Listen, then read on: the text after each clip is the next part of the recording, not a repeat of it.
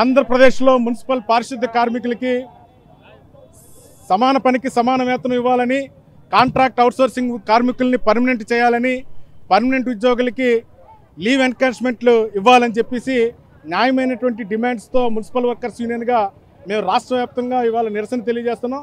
విజయనగరంలో మూళ్ళంతరాల నుంచి municipal corporation కార్యాలయం వరకు ర్యాలీగా వెళ్ళి ధర్నా చేస్తున్నాం. ఇవాళ ఈ ధర్నా ద్వారా, ర్యాలీ ద్వారా రాష్ట్ర ముఖ్యమంత్రి జగన్మోహన్ రెడ్డి గారిని మేము ఓటు అడుగుతున్నాం. అయ్యా జగన్మోహన్ రెడ్డి గారు, ఇవాళ మున్సిపల్ కార్మికులు అడుగుతున్నది మీరు ఇస్తామని 2019లో మీరు చేసినటువంటి పాదయాత్రలో మీరు ఇస్తామన్నటువంటి హామీలను మాత్రమే అడుగుతున్నారు. ఇందులో గొంతెమ్మ కోరికలు లేవు.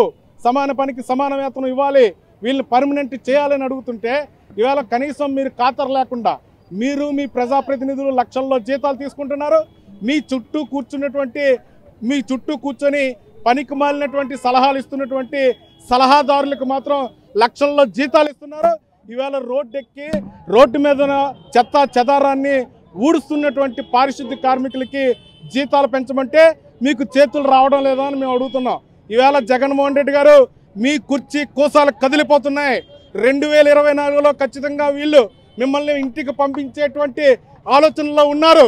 అటువంటి పరిస్థితి రానివ్వకుండా మీరు సామరస్యపూర్వకంగా చర్చలు జరిపి ఈ సమస్యల పరిష్కారం చేస్తారని మేము తెలియజేస్తున్నాం.